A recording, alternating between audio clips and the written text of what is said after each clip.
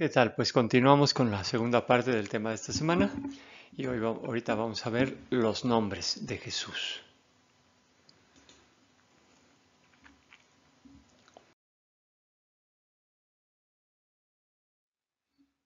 Y Jesús, lógicamente, un solo nombre no lo puede definir, es demasiado grande.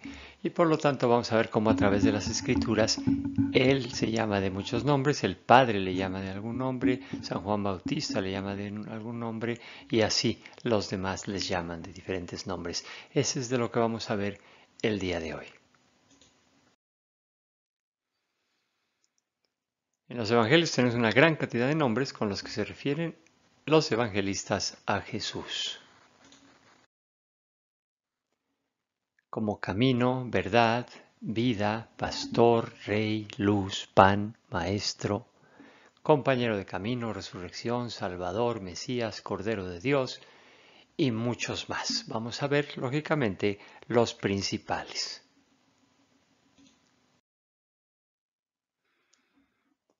Empecemos con Mateo 16, donde Jesús le pregunta a sus apóstoles, ¿quién decís que soy yo? Vamos a ver cómo los diferentes personajes contestan esta pregunta tan importante y trascendente en nuestras vidas. Llegando Jesús a la región de Cesarea de Filipo, hizo esta pregunta a sus discípulos. ¿Quién dicen los hombres que es el Hijo del Hombre? Ellos dijeron, unos que Juan el Bautista, otros que Elías, otros que Jeremías o uno de los profetas. Díceles él, ¿y vosotros, quién decís que soy yo? Simón Pedro contestó, tú eres el Cristo, el Hijo de Dios vivo.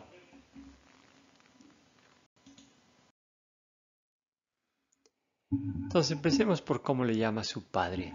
Nosotros oímos dos veces que el Padre interviene en la vida de Cristo nuestro Señor encarnado. La primera vez es en el bautizo y le dice, tú eres mi Hijo, amado, mi predilecto. Y en la transfiguración, este es mi Hijo, amado, mi predilecto, escuchadlo. Ok, entonces tenemos aquí que Padre le dice que es su Hijo amado y además predilecto. Qué precioso es que el Dios Padre se pudiera expresar de nosotros así, aunque fuera un solo día en nuestras vidas. Esmerémonos por verdaderamente ser predilectos para el Padre.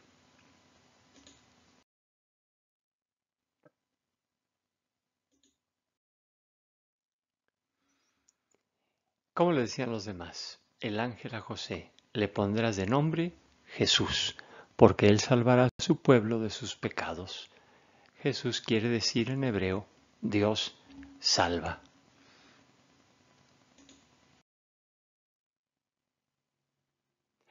Están aquí los pasajes de la Biblia por si ustedes quieren pausar el video y leer ese pasaje con calma. Después Juan el Bautista le decía, Jesús el Cordero de Dios. El Cordero Pascual lo vemos en Éxodo, el sacrificio cotidiano también en Éxodo y el siervo de Yahvé en Isaías. Todos los israelitas, en el momento en que Juan Bautista le llama Cordero de Dios, saben de qué se trata. O sea, el Cordero era alguien que se iba a sacrificar y en general se sacrificaba por los pecados del hombre. Entonces sabían ya quién era, no sabían la manera en la que iba a morir o en la que se iba a sacrificar, pero verdaderamente les daba una clara idea de quién era Jesús.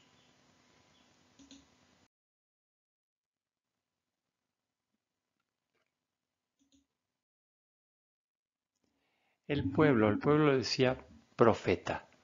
Este es el profeta Jesús de Nazaret de Galilea. Presencia divina, contacto con Dios. Eso es lo que quería decir profeta.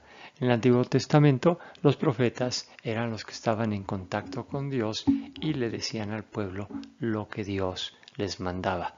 Cuando lean la Biblia y vean oráculo de Yahvé, es que el profeta está diciendo, Dios dice que te diga, y entonces dicen lo que Dios dijo que quería que les dijeran. ¿Ok? Entonces definitivamente Jesús era profeta, pues venía a hablar además de en su nombre, en nombre del Padre. Y la gente que iba delante y detrás le gritaba, Hosana al Hijo de David, bendito el que viene en nombre del Señor, Hosana en las alturas. Y al entrar él en Jerusalén, toda la ciudad se conmovió. ¿Quién es este? Decían, y la gente decía, este es el profeta Jesús de Nazaret de Galilea.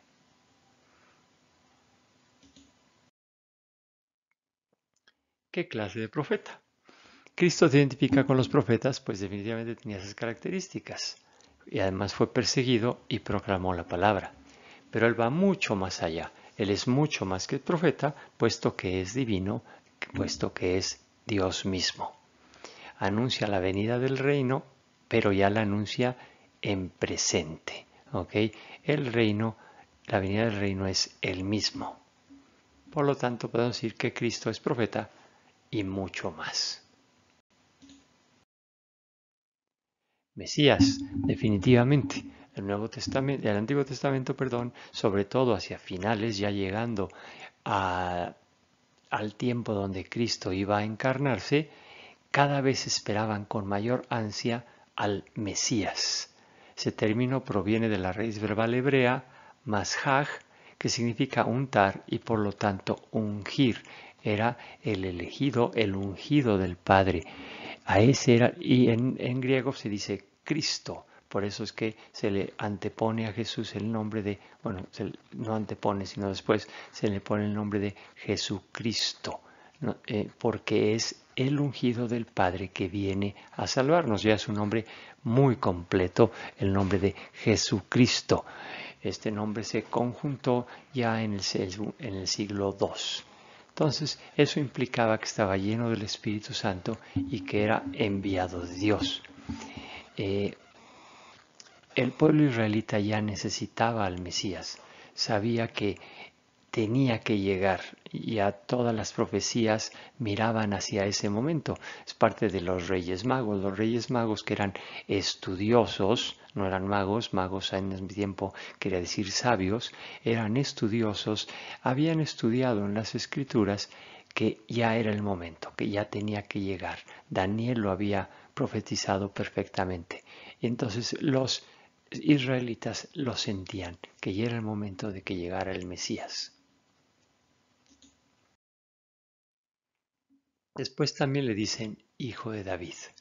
Se lo dicen al entrar a Jerusalén, cuando cura al ciego y mudo, y cuando los ciegos que le gritaban para que los curara. Jesús no lo niega, pero tampoco lo reivindica, porque no quiere exaltaciones políticas, ¿sí? O sea, entonces, lógicamente Jesús nunca va a negar lo que es, pero no quería que se anunciara a los cuatro vientos porque tenía miedo que precisamente lo quisiera volver un rey, pero un rey humano, en vez de un rey celestial, que es lo que a él verdaderamente le interesaba. Entonces sí, le dicen hijo de David muchas veces en el Evangelio, pero era un hombre peligroso porque definitivamente le estaban diciendo que era el Mesías, el esperado, y lo podían hacer un rey mundano. Aquí están los pasajes donde la gente le decía hijo de David. Después le dicen hijo del hombre. Esta es una manera de llamarlo que tiene tres significados. El primer significado se refiere al texto de Daniel. Indica que su mesianismo es divino, es sumamente importante. Daniel nos dice que es Dios. El segundo, en Mateo, es función del siervo de Yahvé. Mesianismo divino y trascendencia viene a redimir la humanidad, a perdonar los pecados y a juzgar y consolar a los pecadores. Por eso es que se dice él mismo Hijo del Hombre. Lo usa Jesús para definir la nueva humanidad de Dios. Lo usa 82 veces en los Evangelios.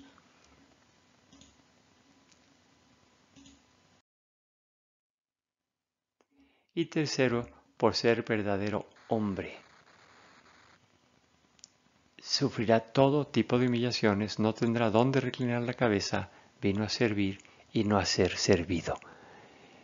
Ese es el Hijo del Hombre. Un hombre de verdad, auténtico, como debemos de serlo todos. Aquí están algunos pasajes donde le llaman Hijo del Hombre.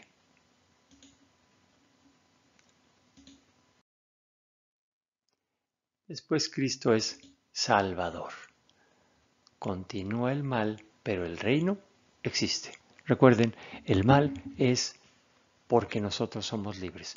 Si no pudiéramos actuar mal, no seríamos libres, seríamos unos títeres de Dios. Dios nos da la libertad y lógicamente para que haya libertad tiene que haber una alternativa y tristemente a veces escogemos esa alternativa que se llama el mal.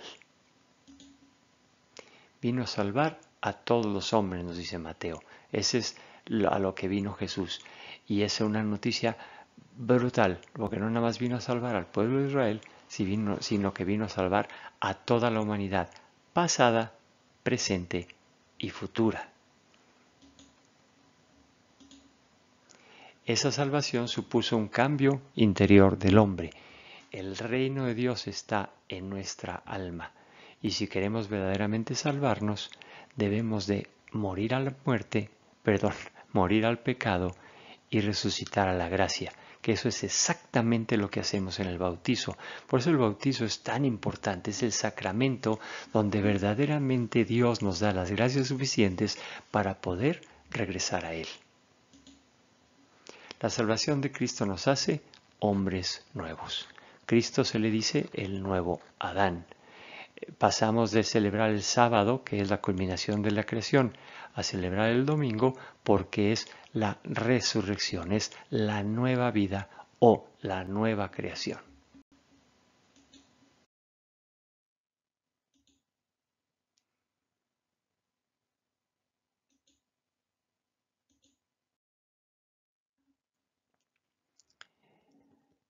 ¿Cómo nos salvó Cristo nuestro Señor? Lógicamente encarnándose, después muriendo por nosotros, satisfaciendo y reparando nuestro pecado. Nosotros recibimos la salvación reconociéndonos pecadores, abriéndonos a la salvación en los sacramentos. Estamos llamados a ser cosalvadores con Cristo mediante nuestro sacrificio y nuestro apostolado directo. Es decir, Cristo quiere que participemos con Él. Ese es algo sensacional. Dios, que no necesita de nadie ni de nada, quiere que nosotros le ayudemos, que seamos co-salvadores con Cristo. Entonces, precisamente por eso es que Cristo instituyó su iglesia y nosotros dentro de la iglesia tenemos la obligación de hacer un apostolado directo, de predicar constantemente el por qué creemos. La razón de nuestra esperanza, dice Pedro. ¿Sí? Eso es sumamente importante, que le digamos al mundo que Cristo se encarnó, que Cristo murió por nosotros y que por eso somos salvos.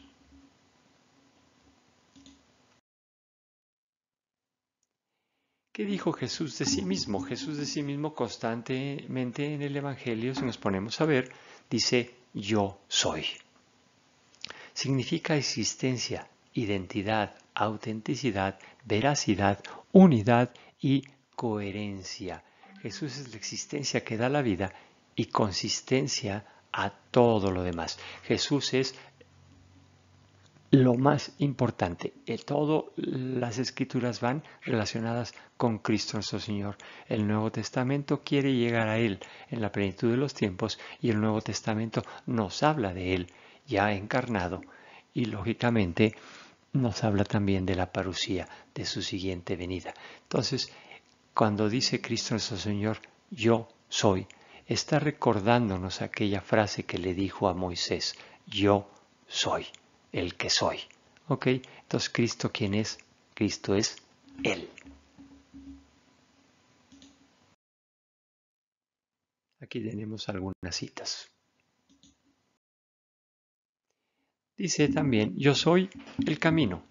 Si Él es el camino, con ir en busca de Él seremos felices. Es decir, la felicidad no es una meta, o sea, no es ya llegué, ya soy feliz. No, es un camino. yo voy caminando y me encuentro a Cristo en mi caminar si lógicamente mis actos van dirigidos hacia Él, si yo hago la voluntad del Padre. Y al encontrarme con Cristo, yo soy verdaderamente feliz. En el estar en ese encuentro constante con Él, ahí es donde yo encuentro mi felicidad. Entonces es muy importante saber que es un camino y no una meta. No llega uno y dice soy feliz, no. En el caminar con Cristo hacia el Padre es que yo soy verdaderamente feliz y me va a durar toda la vida. Hay gente que lo encuentra pronto, en su infancia, hay gente que lo encuentra al final, como el buen ladrón, pero no importa, es encontrarlo en el camino para poder caminar con Él el resto de nuestras vidas y ser felices desde ese momento y por toda la eternidad. Dice, yo soy el camino porque es el camino para ir al Padre. Entender al Padre, entender la verdad profunda del hombre, es entender la raíz, el porqué de nuestra existencia. Entonces sí, poderme realizar humanamente. Es la solución a todos los problemas socioeconómicos y culturales. Es curioso que nos debatimos todo el tiempo si es mejor el socialismo, o si es mejor el capitalismo, o si es mejor el populismo, así X número de movimientos, cuando en realidad la respuesta la tenemos en Cristo nuestro Señor. Lo mejor es el cristianismo. Si cada uno de nosotros actúa como Cristo quiere que actuemos, el mundo sería definitivamente otra cosa. No importa el régimen que nos gobernara, si todos viéramos por el bien del otro, en vez de ver por nuestro propio bien, el mundo cambiaría. Entonces debemos de luchar verdaderamente porque esto cambie y no otras cosas que no importan, porque lo que importa es lo que está en el interior del hombre. Y si en el interior del hombre está Cristo nuestro Señor, entonces podremos ser felices y la humanidad cambiaría radicalmente. Yo soy la verdad.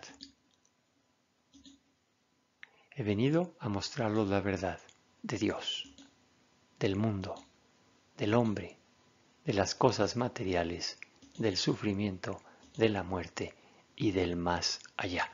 Verdaderamente Cristo vino y nos puso perfectamente claro quién es Dios. Dios Padre, como vimos en la sesión pasada, es lo importante. La vida de Cristo estaba dirigido para complacer al Padre, para obedecer al Padre.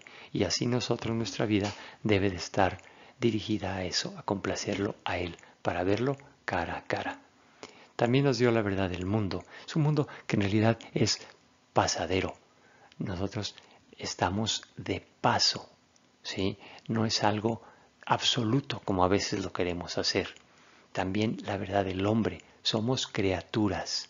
Somos creados por Dios.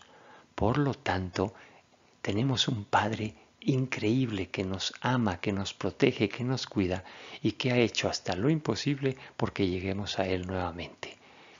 También las cosas materiales que no tienen ninguna trascendencia, que se puede vivir sin ella y debemos de aprender a vivir sin apegos.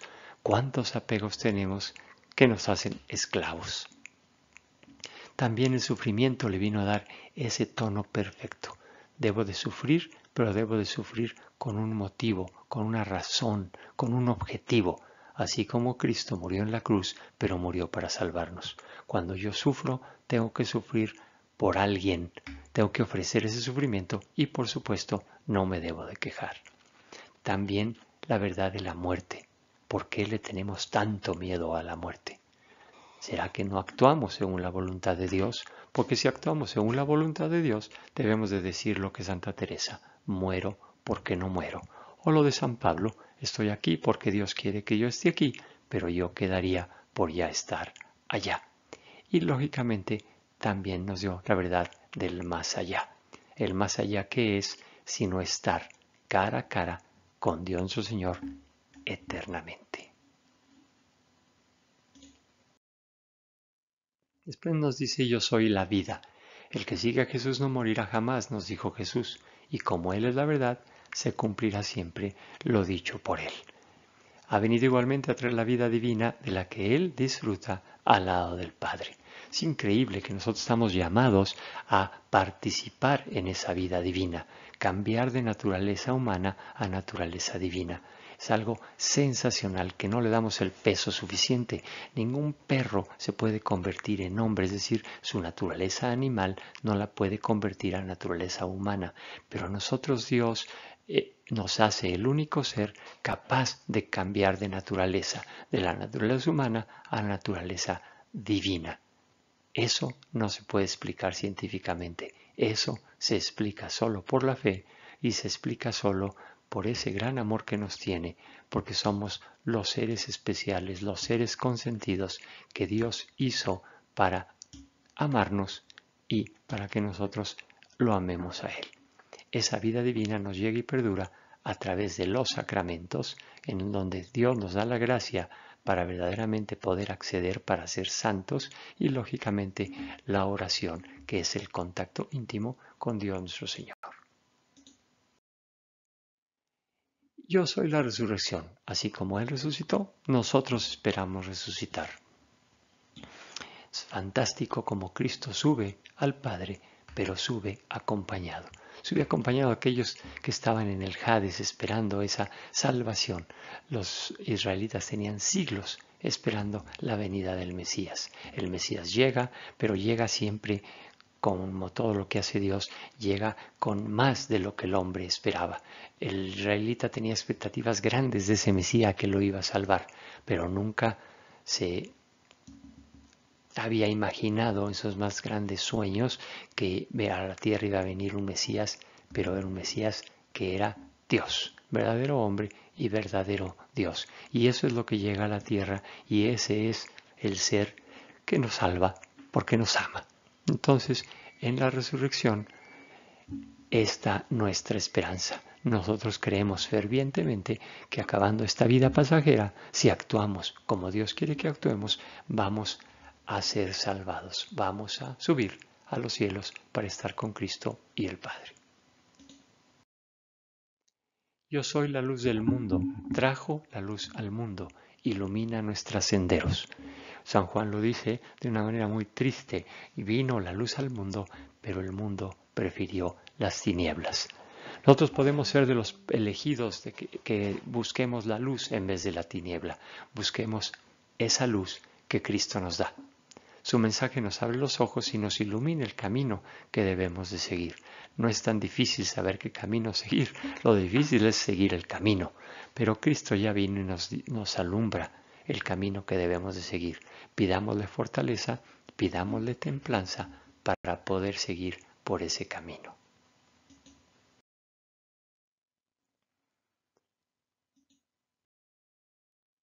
Yo soy el buen pastor. Preciosas parábolas nos da sobre el buen pastor. Nos dice lo que es un pastor mercenario, nos dice lo que es un mal pastor, pero también nos dice lo que es un buen pastor. Identifiquemos a los pastores que tenemos en nuestras vidas.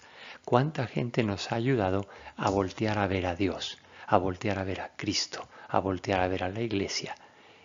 Esas gentes son las que verdaderamente nos ayudan y hay que estarles agradecidos. No sería ninguna mala idea acordarnos de ellos y echarles un telefonazo y agradecerles lo hecho por los otros. Yo soy la puerta de las ovejas, es el mediador entre Dios y los hombres. Solo a través de él podemos llegar al Padre, a la eterna felicidad. Entonces Él subió y está a la derecha del Padre, pero subió no para alejarse de nosotros, sino todo lo contrario, para desde arriba estar observándonos a todos y podernos ayudar uno a uno. El pastor debe de velar porque sus ovejas pasen por esa puerta y las ovejas no deben distraerse y pasar por esa puerta. Entonces una ayuda doble. Cristo podrá estar ahí llamándonos y nosotros solamente tenemos que escuchar la voz y seguirla y de esa manera podemos entrar por la puerta y ser salvos. Yo soy el pan de vida. Este es su mejor calificativo que Él se autoda, ¿no? Eucaristía, qué impresionante. Cristo está con nosotros, no nos dejó, no nos abandonó, está en su real presencia ahí en la Eucaristía, en un pedacito de pan insignificante. Es decir, Él empezó su vida de hombre enseñándonos humildad en el pesebre y termina su vida y se queda con nosotros también enseñándonos humildad en un pan sencillo, chico, pequeño, insignificante. Ahí está todo un Dios. Un pan que se comparte. Recuerden, los primeros cristianos compartían el pan, ya partían el pan y se lo daban. En el partir el pan es cuando los discípulos de Maús lo reconocen.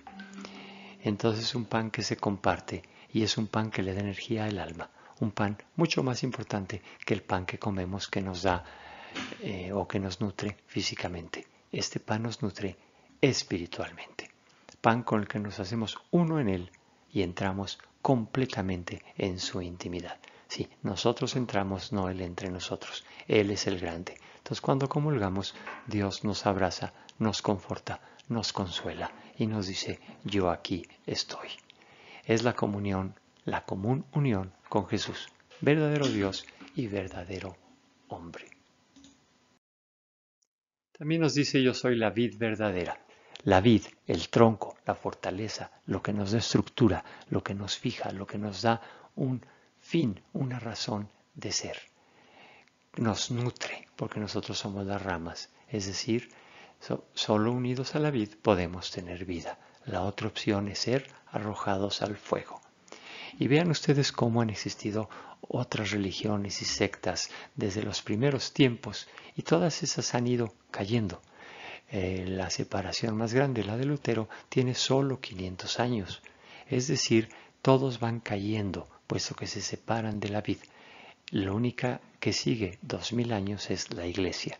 Entonces, con el tiempo, así nos tendremos que llegar a ser una, solamente la que está pegada a la vid, al tronco.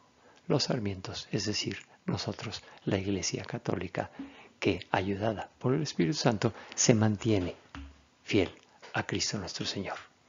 Con el objeto de dar frutos con nuestra vida, unámonos a esta vid e injertemos a otros sarmientos que se encuentran desgajados del tronco que da vida.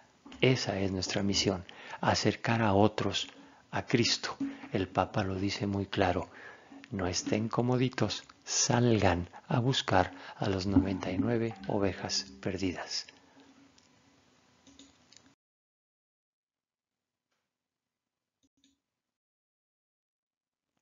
Después también dice él, yo soy el rey. Es un rey, pero es un rey no al modo humano, porque él es pobre materialmente, pero rico espiritualmente, entregado a su causa, comprometido con su Padre, humilde pero consciente de quién es, que sirve a todos, que sale a nuestro encuentro, vino y caminó en los caminos polvorientos de su época, que camina por que vive la necesidad de sus súbditos, que vive y que sufre y que siente, no nada más está en un trono y diciendo hagan, quiten, pongan. Él vino, caminó, lloró, rió, sufrió con nosotros. Es un rey que está con su pueblo, que le da soluciones a sus necesidades. A cuánta gente no curó moral, espiritualmente y materialmente también. Entonces es un rey, pero ¿qué rey? Este rey sí vale la pena seguir. Es un rey que sufre con nosotros, que por trono tiene la cruz, por cetro tiene la verdad, por ley el amor y el perdón, y por armadura la humildad y la pureza. Sus súbditos son voluntarios. Cristo no obliga a nadie. El que lo quiere seguir, lo sigue. Su corona es una corona de espinas, implica sufrimiento por los demás, cuyos súbditos lo prefieren sobre el rey dinero, el rey poder, el rey violencia, el rey fama, etc. Esta frase duele, porque si somos sus súbditos, verdaderamente lo queremos por encima de todo, que quiere súbditos valientes y trabajadores.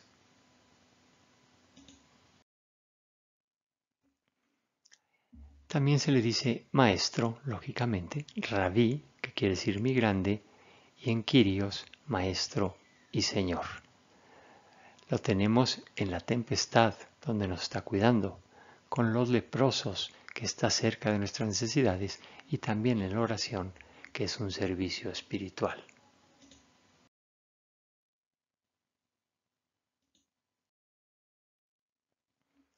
Es el mejor maestro. ¿Por qué? Porque es coherente, predica con el ejemplo, se entrega al 100% a sus discípulos. Y este 100% es real, o sea, porque entregó hasta la última gota de sangre, hasta la última gota de agua. Sus enseñanzas nos llevan a la felicidad y a la vida eterna. ¿Qué más podemos decir? Un maestro hacia dónde nos tiene que llevar, pues nos tiene que llevar verdaderamente a la felicidad. Sus enseñanzas nos tienen que dirigir hacia la vida eterna. Nos deja libres, no nos obliga, porque está seguro de quién es. Y una persona segura deja libre. Ya lo seguirás si él hizo bien su trabajo y si tú sabes que te conviene. Entonces Cristo dice, vine al mundo, dejé mi reino en tu alma. Si quieres seguirme, sígueme, pero no te voy a hacer que lo hagas a fuerzas. Y lógicamente también nos dice que nos cuidemos de los falsos profetas. San Pablo en Timoteo y Pedro en su segunda carta nos advierten de que va a haber muchos falsos profetas. Y en nuestros tiempos, claro que los hay. Vean todas las sectas que tenemos en el día, tirándole duro al cristianismo.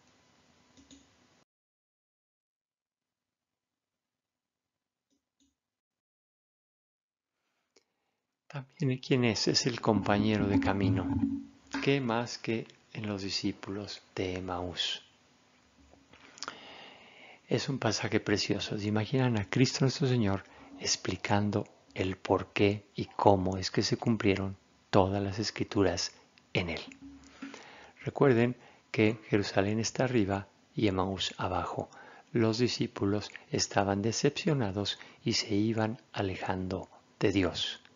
¿Qué pasa cuando encuentran a Dios en Emaús? Cuando lo descubren al partir el pan, regresan cuesta arriba hacia Jerusalén, es decir, regresan a un encuentro con Dios, a comunicar a los demás que tuvieron ese gran encuentro con Dios. Así es en nuestra vida. Tenemos siempre que estar buscando, mirando hacia Dios, subiendo constantemente un escalón al día para verdaderamente seguir a Cristo como Él nos vino a enseñar.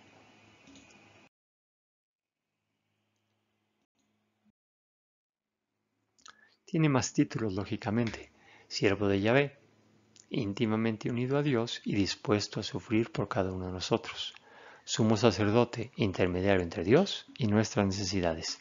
Juez, que nos juzgará el último día.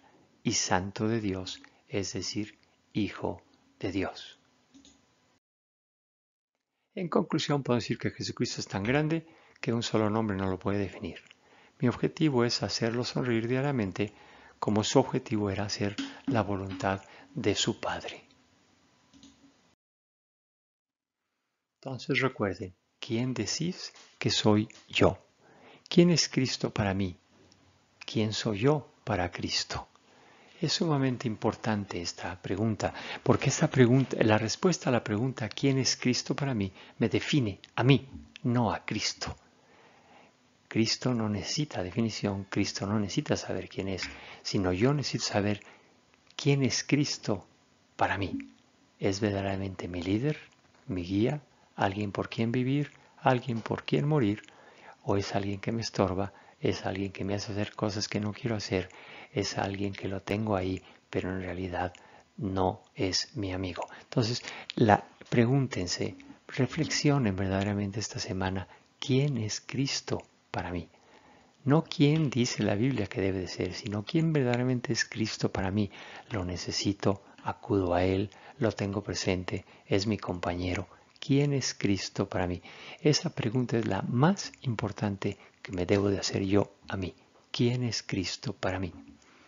La otra es ¿quién soy yo para Cristo? Si Cristo necesitara un favor, ¿me lo pediría a mí?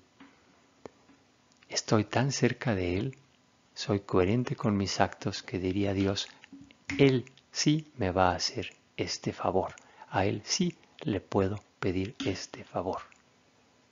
Tratemos con nuestras vidas que si Cristo necesita que alguien le ayude en la tierra, que ese alguien podamos ser nosotros. Conclusión. Cada uno de nosotros tiene una relación personal con este Cristo. Y lo importante es ir ahondando y aumentando esta relación con Él para que con nuestros últimos suspiros de vida podamos decir, Cristo, por fin voy a ti. Que mi muerte no sea una agonía, una desesperación, un aferrarme a lo material. Que mi muerte sea ese feliz encuentro con Cristo nuestro Señor. Pues muy bien, gracias por su gran interés por conocer a Cristo nuestro Señor, y en la próxima sesión vamos a ver un poco sobre los apóstoles y los discípulos, que no es lo mismo, lo decimos igual, pero vamos a ver la próxima sesión cuál es la diferencia entre apóstol y discípulo. Pues muchísimas gracias y nos vemos la semana entrante.